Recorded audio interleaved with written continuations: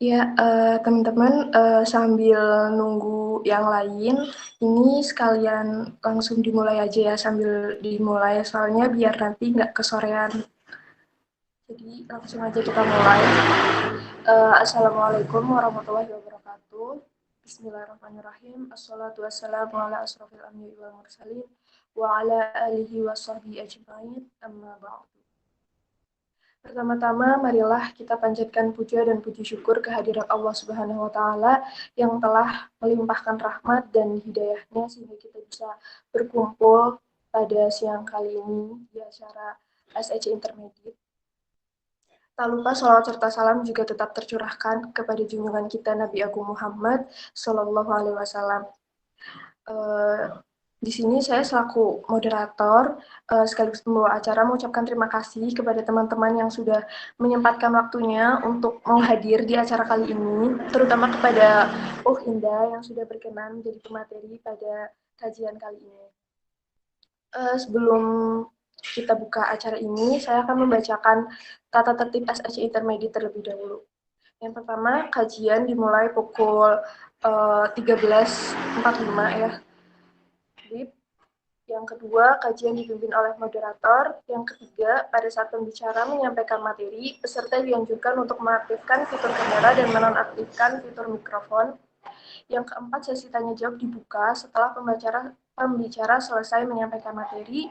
Yang kelima, peserta yang hendak menyampaikan pertanyaan menunjukkan emoticon raise hand dan menuliskan nama pada kolom chat, kemudian menyampaikan pertanyaan melalui suara setelah diizinkan oleh moderator. Yang keenam, semua peserta wajib menggunakan bahasa yang sopan. Langsung saja untuk acara yang pertama, kita buka acara pada siang hari ini dengan bacaan basmalah bersama-sama. Bismillahirrahmanirrahim. Selanjutnya, cara yang kedua yaitu tilawatil Quran yang akan dibawakan oleh Akhina Mufid. Kepada Mufid dipersilahkan. Assalamualaikum warahmatullahi wabarakatuh. Waalaikumsalam warahmatullahi wabarakatuh. A'udzu billahi minasy syaithanir rajim. Bismillahirrahmanirrahim. Inna rabbaka ya'lamu annaka taqumu adna min sulusayil laili wa nisfahu wa sulusahu wa ta'ifatum minal ladzina ma'ak.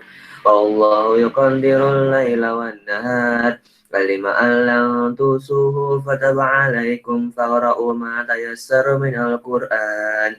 Alima an sayakunu minkum marda wa akharuna yadribuna fil ardi yabtahu min fadlillah wa akharuna yuqatiluna fi sabilillah faqra'u ma tayassara min wa aqimus salata wa atuz zakata wa a'ridullaha qardan hasana wa ma tuqaddimu li anfusikum min khairin tajidu indallah huwa khairan wa 'azama ajra wastaghfirullah innallaha ghafurur rahim. Assalamualaikum. Sekian. Wassalamualaikum warahmatullahi wabarakatuh.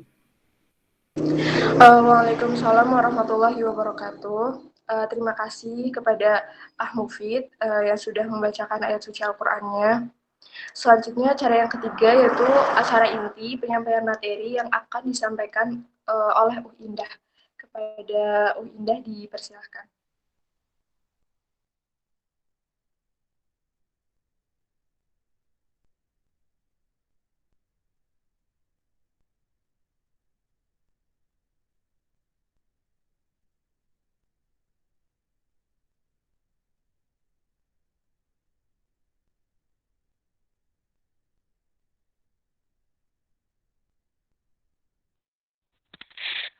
Baik, terima kasih sebelumnya kepada Diana.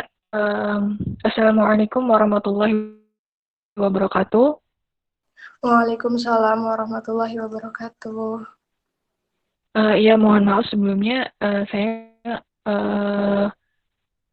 belum bisa menyalakan atau mengaktifkan kamera karena memang saat ini juga kondisi sinyalnya lagi nggak stabil. Dikhawatirkan nanti pas di tengah macet atau ada gangguan lainnya.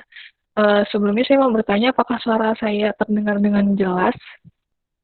Terdengar, Mbak. Terdengar jelas. Oke.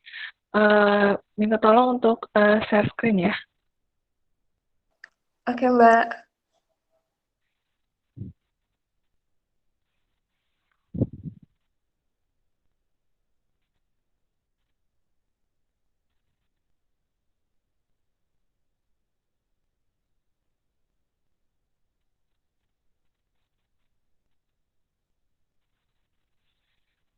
Baik, saya akan mulai.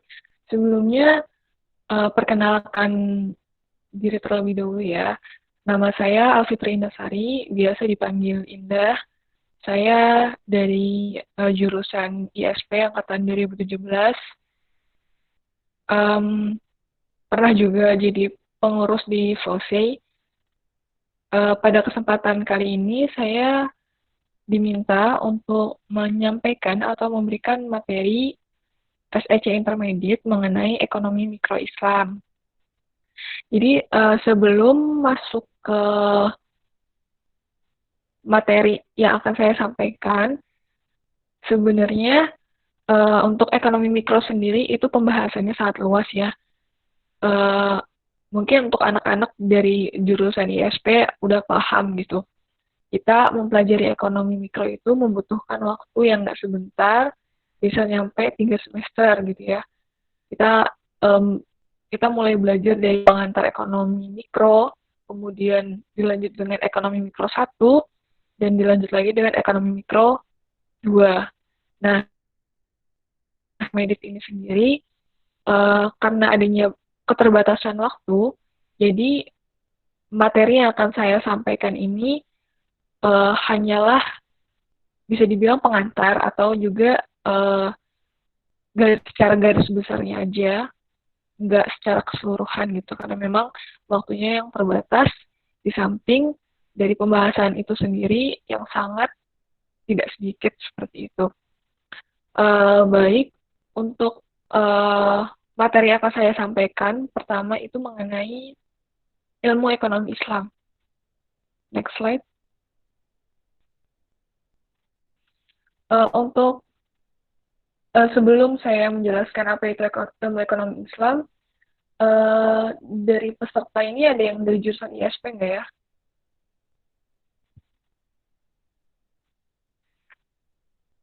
Kalau boleh tahu dari angkatan berapa rata-rata? Angkatan 2020 ada nggak sih?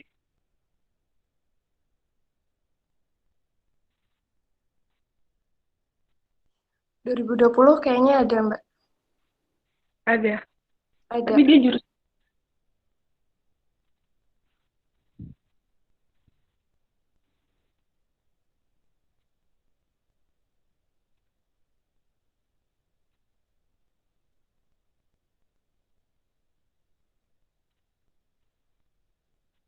atau siapa aja deh, saya minta tolong buat disampaikan menurut kalian yang kalian pahami tentang ilmu ekonomi itu sendiri gitu ya. Belum masuk ke ilmu ekonomi Islam, tapi mengenai ilmu ekonomi. Ada yang bisa menjelaskan apa itu ilmu ekonomi? Izin jawab, Mbak. Ya, silakan. Ya, saya Alvin Setiawan dari Departemen Research. Di pengantar ekonomi mikro dulu pernah dijelaskan kalau ilmu ekonomi adalah suatu ilmu yang mempelajari tentang kegiatan manusia untuk memenuhi kebutuhannya yang tak terbatas dengan sumber daya yang terbatas. Oleh karena itu, manusia membutuhkan pilihan-pilihannya karena adanya keterbatasan itu. Seperti itu, Mbak, mungkin secara simpelnya. Ya, betul. Ya, terima kasih Akhina Alvin atas jawabannya. Ya, seperti yang disampaikan, kalau untuk ilmu ekonomi yang secara konvensional berarti ya, di mana kebutuhan manusia itu tak terbatas, sedangkan sumber daya yang ada itu terbatas. Itu dari sudut pandang konvensional. Jelas berbeda dengan perspektif dari perspektif Islam seperti itu ya. Di mana Allah itu menciptakan segala kebutuhan manusia itu cukup gitu. Maksudnya yang sebenarnya nggak terbatas itu adalah bukanlah kebutuhan, melainkan keinginan. Keinginan yang didasarkan pada nafsu manusia itu sendiri. Pada hakikatnya, kebutuhan manusia itu sangatlah dapat tercukupi oleh adanya sumber daya yang udah Allah berikan kepada kita. Nah, lalu bagaimana dengan definisi dari ilmu ekonomi Islam? Bisa tolong next slide. Jadi, ilmu ekonomi Islam adalah sebuah sistem ekonomi yang menjelaskan segala fenomena tentang perilaku pilihan dan pengambilan keputusan dalam setiap unit ekonomi dengan memasukkan tata aturan syariah sebagai variabel independen. Ya, jadi dari sini teman-teman bisa melihat ya perbedaan mengenai ilmu ekonomi konvensional dengan ilmu ekonomi Islam, di mana ilmu ekonomi Islam ini sangat memegang teguh mengenai aturan syariah seperti itu. Jadi segala ilmu ekonomi kontemporer yang telah ada itu bukan berarti tidak sesuai dengan ilmu ekonomi Islam, dan juga tidak semuanya sesuai dengan ilmu ekonomi Islam. Bisa tolong next slide. Baik, perbedaan ekonomi Islam dan ekonomi konvensional. Next slide.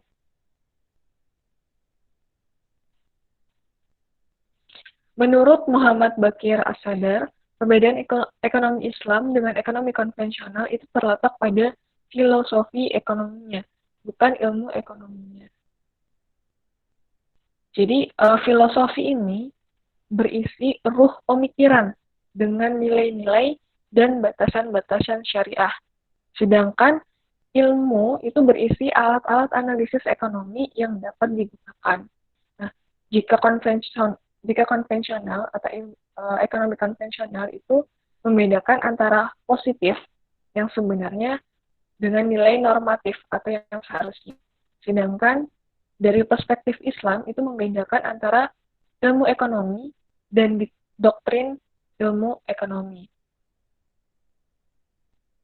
Jadi dalam equilibrium itu keseimbangan pasar ya. Itu dapat tercipta apabila antara pembeli dan penjual tidak ada yang dizolimi atau tidak adanya pencapaian harga yang disebabkan atau dipengaruhi karena adanya distorsi pasar. Apa itu distorsi pasar?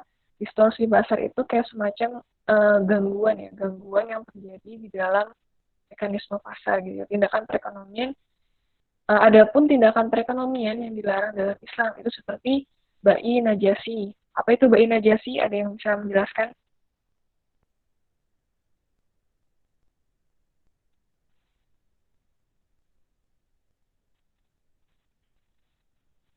Yang kemarin ikut, yang menang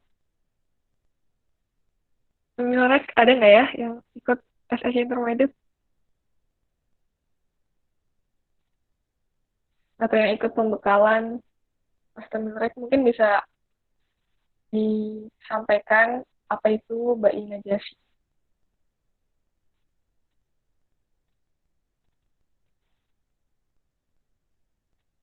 Kata U Inggus ada, monggo.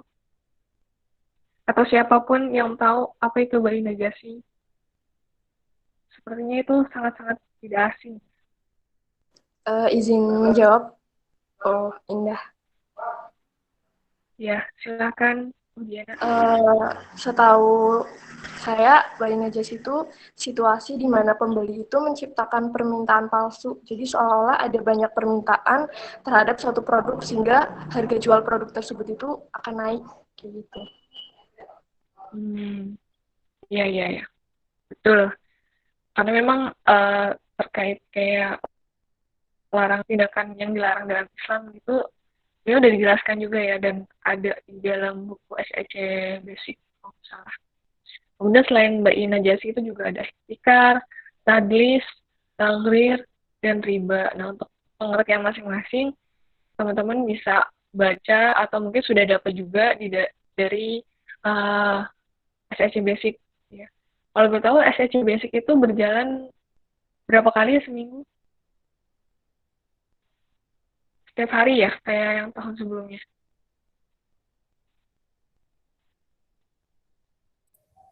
Izin masuk Mbak Indah. Iya. Untuk SEC Basic ini hampir di setiap pekan ada, kecuali emang di pekan-pekan yang padat jadwalnya. Seperti itu Mbak. Iya. Oh ya, terima kasih.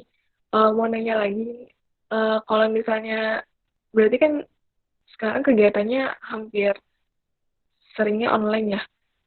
Terus itu teman-teman ada yang punya fasilitas bukunya nggak ya? Udah beli gitu? Atau hanya menerima secara materi dari tentor? Maksudnya apakah ada pegangannya? Izin masuk lagi Mbak. Ya, silakan. Untuk pengurus-pengurus baru sedang ini dari FR sedang mengadakan Open PO terkait PO SEC buku SEC Basic dan buku SEC Intermediate. Jadi nanti diharapkan jundi-jundi FOSE-nya itu tidak hanya menerima materi PPT yang tentu saja singkat dari yang sudah dipersiapkan, tapi bisa lebih luas ilmunya dengan membaca bukunya langsung. Seperti itu, Mbak. Ya, baik, terima kasih. Oh, Dwi, rindu. Oke, kita lanjut lagi ya ke materi. Jadi teman-teman diharapkan punya pegangan juga ya buat dibaca-baca di rumah biar pengetahuan ekonomi Islam itu lebih banyak. Saya sarankan sih gak hanya ya silahkan dari buku yang atau fasilitas yang disediakan oleh FOC kayak SEC Basic, SEC Intermediate. Tapi kalau bisa sih teman-teman mencari referensi atau literatur lain seperti itu biar karena memang kegiatannya kan hampir seluruhnya online, jadi diharapkan teman-teman bisa memanfaatkan waktu yang ada buat lebih mendalami lagi. Baik, kita kembali ke materi. Next slide. Jadi sebenarnya dalam ilmu ekonomi mikro Islam ini pembahasannya ada beberapa poin ya. Salah satunya ada teori konsumsi Islami yang akan saya bahas pada hari ini juga. Selain itu sebenarnya ada juga teori permintaan, teori penawaran, teori produksi, kemudian juga ada tentang mekanisme pasar. Cuma memang karena adanya keterbatasan waktu, jadi untuk saat ini saya hanya akan menjelaskan mengenai teori konsumsi Islami dulu ya. Jadi, next slide. Kepuasan konsumen itu bertambah jika mengonsumsi lebih banyak barang halal dan mengurangi konsumsi barang halal. Hal ini sebagaimana udah dijelaskan dalam Quran Surah Al-Maidah ayat 87 sampai dengan 88. Mungkin ada yang hafal ayatnya atau yang mau membacakan, siapa yang bersedia untuk bacakan ayatnya beserta artinya.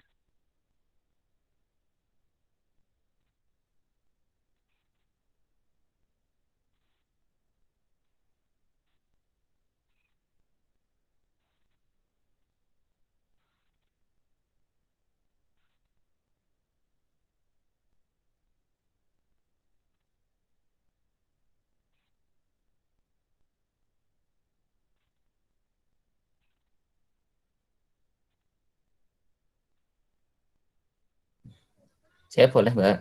Al-Maidah 8788 ya, Mbak? Iya, silakan. Benar.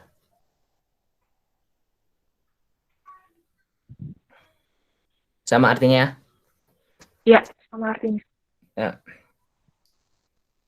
A'udzu billahi minasyaitonir rajim.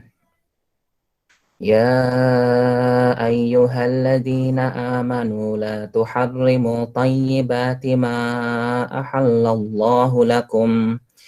Tayyibati ma ahallallahu lakum wa la ta'tadu.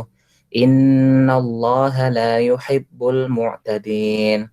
وكلوا مما رزقكم الله حلالا طيبا واتقوا الله الذي أنتم به مؤمنون. Artinya, wahai orang-orang yang beriman, janganlah kamu mengharamkan apa yang baik yang telah dihalalkan Allah kepadamu, dan janganlah kamu melampaui batas. Sesungguhnya Allah tidak menyukai orang-orang yang melampaui batas. Dan makanlah dari apa yang telah diberikan Allah kepadamu sebagai rezeki yang halal dan baik, dan bertakwalah kepada Allah yang kamu beriman kepadanya.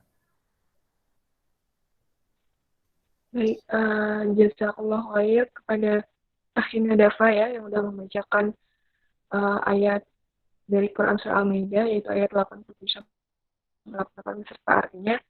Jadi dalam Al-Qasas ini sudah dijelaskan ya bahwa kita sebagai muslim mukmin itu udah diperintahkan oleh Allah untuk mengonsumsi barang halal. Mengonsumsi ini dalam arti bukan hanya dari segi makanan kayak gitu ya, tapi dari segala hal kebutuhan kita dari ujung kepala sampai ujung kaki itu haruslah halal gitu ya. Karena memang kalau misalnya kita mengonsumsi barang yang nggak halal aja itu kalau nggak salah saya pernah dengar ceramah dari salah satu kajian gitu, maka kalau misalnya kita mengonsumsi barang yang bukan halal dalam artian barang yang haram, maka ibadah kita nggak diterima selama 40 hari gitu. Kalau misalnya, ya mohon dikoreksi ya. Jadi intinya seperti itu.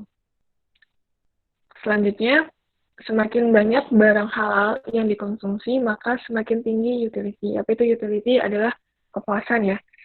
Dan semakin sedikit barang haram yang dikonsumsi, maka semakin rendah utility. Kepuasan maksimum itu tercapai ketika pertama, memaksimalkan utility function pada budget line tertentu. Kemudian yang kedua yaitu adalah meminimalkan budget line pada utility function tertentu. Functionnya yaitu konsumen meningkatkan utility-nya dengan terus menambah konsumsi barang halal dan mengurangi konsumsi barang haram, hingga seluruh pendapatan habis untuk membeli barang halal saja. Baik, untuk penyampaian materi mengenai ilmu ekonomi, mengenai ekonomi mikro Islam pada hari ini, cukup sampai di sini. Terima kasih sebelumnya atas perhatian teman-teman. Mohon maaf karena tidak banyak yang dapat saya sampaikan. Barangkali ada yang ingin ditanyakan, saya kembalikan ke moderator.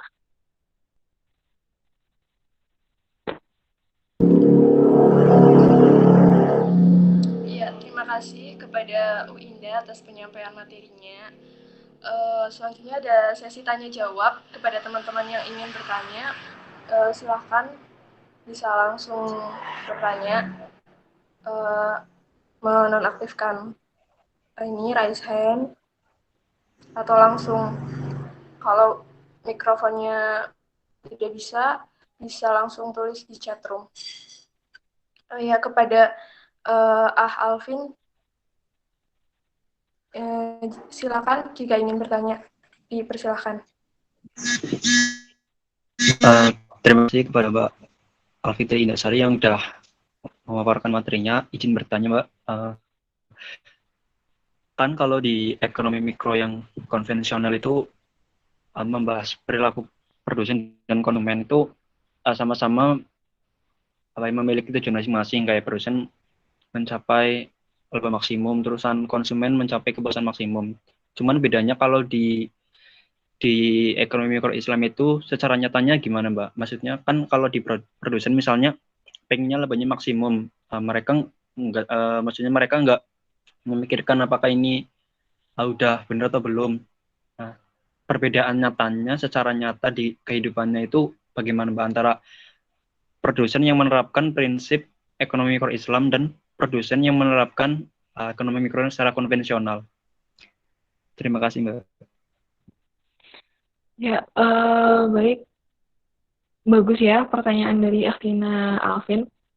Jadi sebenarnya kalau misalnya kita ingin mengetahui bagaimana perspektif Islam mengenai tujuan dari produsen dan konsumen, itu seperti yang saya jelaskan tadi sebelumnya, ada sebagian poin. Intinya baik produsen maupun konsumen harus bisa menghindari segala tindakan dalam melakukan perekonomian ya, atau kegiatan muamalah yang memang dilarang dalam Islam. Seperti contohnya kayak tadi bai najasi, terus ada ihtikar dan sebagainya. Intinya dari kitanya sendiri, dari pribadinya masing-masing itu juga kita harus bisa memiliki cukup ilmu gitu ya, cukup ilmu mengenai syariat, mengenai ekonomi Islam, agar kita tahu gitu apa yang memang diperintahkan oleh agama dan apa yang dilarang oleh agama. Jadi sebenarnya itu menjadi pegangan untuk baik produsen yang ingin melakukan suatu usaha, agar usahanya itu sesuai syariat, agar tidak melanggar aturan Allah. Intinya antara produsen sama konsumen itu harus bisa saling memberikan kemaslahatan. Jadi tidak ada yang terzolimi satu sama lain, seperti itu. Jadi kalau misalnya produsen ingin menjalankan suatu usaha, maka tujuannya itu sebisa mungkin dapat memberikan kemaslahatan tidak hanya kepada produsen, tapi itu juga kepada konsumen. Jika kita melihat dari segi konvensional, jelas ada hal-hal yang memang itu dilarang ya dalam Islam. Seperti kayak salah satunya contohnya tuh kayak dalam pasar monopoli. Dalam pasar monopoli itu kan mereka berusaha untuk meningkatkan pendapatan setinggi-tingginya gitu ya. Maksudnya bisa dibilang bahasa kasarnya tuh melakukan. Nah, kalau misalnya memang dalam perspektif Islam, maka sebisa mungkin seorang produsen itu untuk menghindari hal-hal yang memang dilarang oleh syariat seperti itu. Begitupun juga dengan konsumen. Intinya antara produsen dengan konsumen untuk mencapai tujuan masing-masing, ya, tujuan kepuasan baik dari segi produsen di mana mereka ingin mendapatkan pendapatan, tetapi caranya itu yang memang sesuai dengan apa yang udah diajarkan di dalam Islam. Begitupun juga dengan konsumen. Seperti itu. Mungkin ada yang ingin menambahkan, saya persilahkan. Jadi kita diskusi ya, saling sharing. Oh iya Mbak, boleh menanggapi lagi nggak Mbak? Ya, silakan. Ya, terkait dengan pasar monopoli ya, bahkan produsennya cuma satu, mereka bebas menaikkan entah itu harga, entah itu jumlah produksinya lebih sedikitin biar harganya naik. Nah, itu tadi jelasin kalau tidak sesuai dengan prinsip ekonomi Islam. Cuman kan mereka juga kayak berusaha meningkatkan kemaslahatan terhadap masyarakat itu, kayak contohnya pemberian subsidi, kan kita tahu banyak subsidi listrik terus dan lain-lain gitu Mbak. Apakah itu salah satu cara mereka untuk memberikan suatu kemaslahatan dan sehingga pasar monopoli itu tidak dicap sebagai pasar yang berlawanan dengan ekonomi Islam itu sendiri? Apakah itu termasuk meningkatkan kemaslahatan Mbak dengan cara memberikan subsidi dan lain-lain? Ya, baik, terima kasih atas tanggapan dan juga pertanyaan ya. Oke, mungkin nanti ini saya menjawab apa yang saya pahami ya. Kalau misalnya memang kurang jelas, mohon maaf, nanti bisa cari atau bertanya kepada yang lebih ahli lagi atau membaca literatur referensi yang lebih jelasnya. Jadi dari sejauh yang saya pahami, dalam Islam sendiri mengenai mekanisme pasar gitu ya, kita diperbolehkan untuk adanya intervensi pemerintah seperti itu. Jadi ketika di dalam masyarakat gitu, dalam kegiatan ekonomi yang mana memang kebutuhannya itu hanya bisa dipenuhi oleh misalnya pemerintah ya, bisa dibilang kayak badan usaha milik pemerintah itu jenisnya ada yang monopoli, ada yang oligopoli sih. Tapi kalau misalnya memang produsen itu hanya satu, yang mana memang tujuannya untuk memenuhi kebutuhan masyarakat banyak, kalau menurut saya sih nggak apa-apa, asalkan memang mereka mematok harganya itu bisa dibilang apa ya, yang sewajarnya begitu ya, yang sewajarnya yang memang bisa dipenuhi oleh para masyarakat itu sendiri, seperti itu. Intinya jangan melampaui atau jangan mematok harga yang memang nggak sewajarnya, yang mana masyarakat itu sendiri tidak bisa memenuhinya, seperti itu.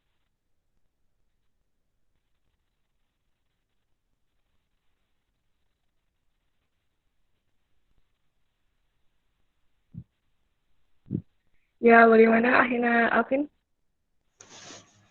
Baik Mbak, terima kasih jawabannya. Berarti tidak selamanya monopoli itu berlawanan dengan ekonomi Islam ya Mbak?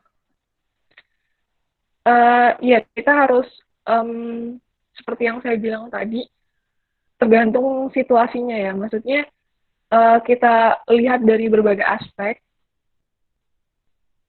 gitu. Baik Mbak, terima kasih. Ya, sama-sama.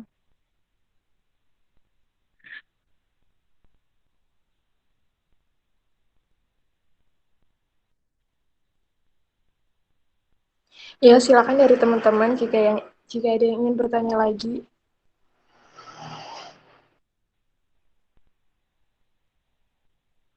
Ya, izin menambahkan mengenai pertanyaan dari Akhina Alvin tadi. Ini dari referensi yang saya baca. Jadi dalam konsep Islam, monopoli, duopoli, dan oligopoli itu sebenarnya tidak dilarang keberadaannya. Selama, ini sebagai catatan ya, selama mereka tidak mengambil keuntungan di atas keuntungan normal. Ya, seperti yang penjelasan saya sebelumnya gitu. Selama mereka misalnya memasang harganya itu masih dalam batas wajar, yang mana dari konsumen atau dari masyarakat itu sendiri sanggup untuk memenuhi atau membeli produk tersebut sesuai dengan harga yang ditawarkan oleh si produsen pasar monopoli tadi misalnya, seperti itu. Jadi sebisa mungkin untuk tidak melakukan atau tidak menzolimi para konsumen, seperti itu. Ya, terima kasih.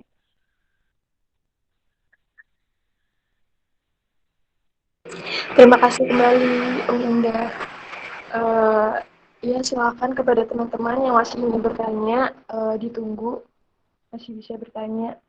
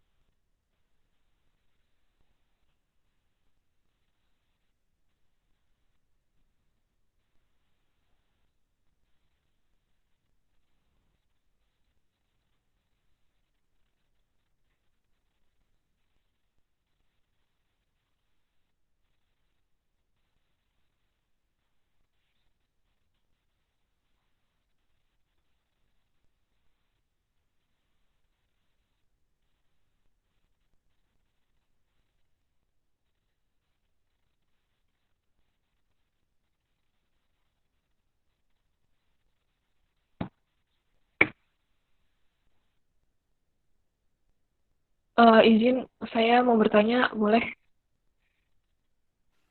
Ya, silakan, Om Indah.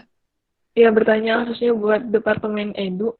Untuk SEC Intermediate, kayak materi ekonomi makro Islam, ekonomi mikro Islam itu diadakan sekali atau masih ada kemungkinan untuk selanjutnya? Karena kan memang untuk materinya sendiri kan memang nggak sedikit ya, barangkali masih ada lanjutan gitu. Jadi untuk kesempatan yang akan datang, barangkali siapakah narasumbernya, saya bisa menyampaikan bahwa materi yang saya sampaikan sebelumnya itu sampai di sini. Jadi nanti narasumber yang berikutnya itu bisa melanjutkan materi berikutnya, seperti itu. Karena barangkali ada teman-teman yang masih penasaran atau pengen tahu lebih lanjut mengenai pembahasan mengenai ekonomi makro maupun ekonomi mikro Islam.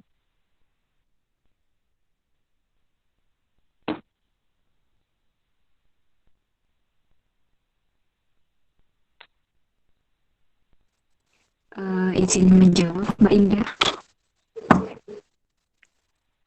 Iya, silakan. Oke. Untuk sebelumnya itu sudah pernah didiskusikan dengan PJ terkait berapa kali harus membahas bab ini kayak gitu. Misalnya makro Islam atau mikro Islam yang emang materinya itu cukup padat kayak gitu. Nah, untuk rencananya yang sudah didiskusikan kemarin, kalau tidak salah itu lebih dari 1 kali Mbak Indah untuk mikro Islam seperti itu Mbak. Oke, baik. Terima kasih atas jawabannya. Jadi seenggaknya memang ada beberapa hal yang masih bisa disampaikan gitu, dari narasumber berikutnya ya. Oke, mungkin dari teman-teman ada yang mau ditanyakan atau ada yang kurang jelas dari penyampaian saya, mohon maaf juga. Dari barangkali misalnya nanti ada yang bertanya, terus misalnya dari teman-teman yang lain ada yang paham, bisa bantu menjawab ya. Jadi kita diskusinya itu dua arah. Jadi nggak hanya dari saya aja, tapi dari teman-teman juga ya. Jadi saling sharing lah ya.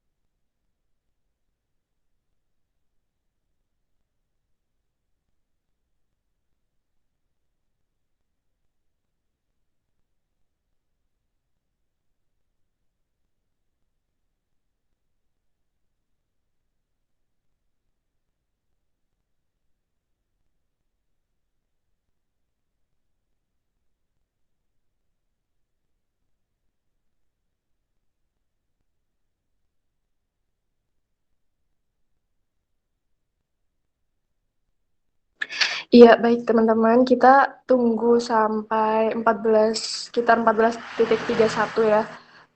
Siapa tahu ada yang mau bertanya gitu. Siapa tahu ada yang lagi mikir pertanyaan gitu, menyusun kata-kata. Jadi kita tunggu dulu ya teman-teman.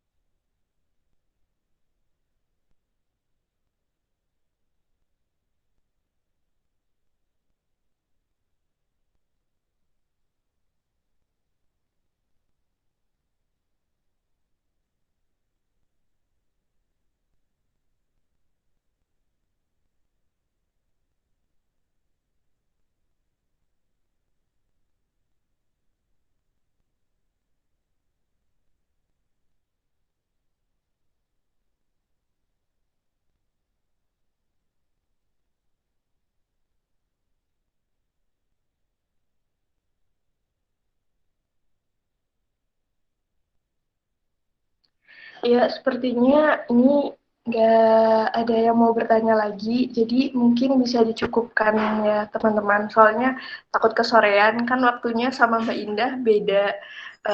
Mbak Indah kan di Kalimantan, jadi takutnya Mbak Indah nanti malah kesorean.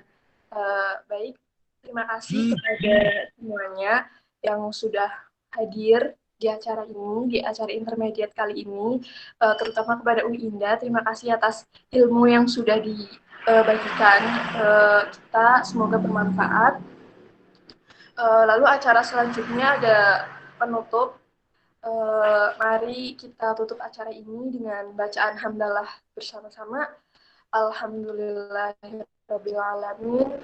Istighfar sebanyak 3 kali. Astagfirullahaladzim, astagfirullahaladzim, astagfirullahaladzim. Dan baca doa kafaratul majlis. Subhanakallahumma wa bihamdika asyhadu an la ilaha illa anta astaghfiruka wa atubu ilaik. Ya, kurang lebihnya dari saya mohon maaf. Billahi taufiq wal hidayah. Wassalamualaikum warahmatullahi wabarakatuh. Oh ya, jangan live dulu ya teman-teman. Kita mau ambil foto dulu untuk dokumentasi. Jadi diharapkan untuk menyalakan kameranya ya.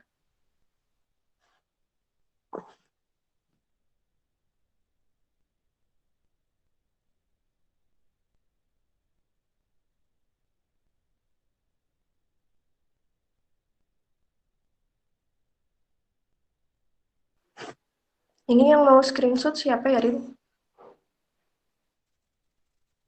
Mufid di. Oh ya. Mungkin boleh minta tolong sama Mufid, bisa dikomunikasiin lagi siapa yang belum on cam. Ya, yang belum on cam, ayo on cam.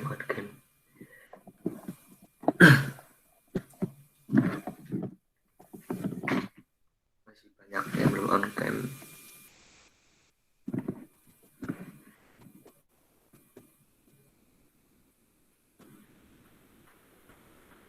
Arif Ahwalan.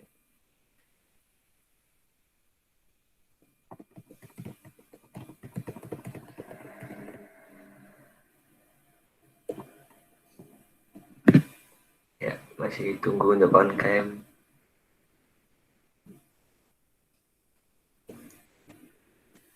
Ya, kita mulai aja ya. 1, 2, 3. Sekali lagi. 1, 2, 3. Oke, terima kasih.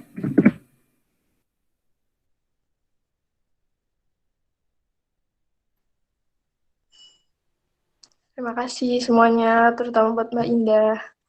Terima kasih Indah. Terima kasih Mbak Indah. Terima kasih udah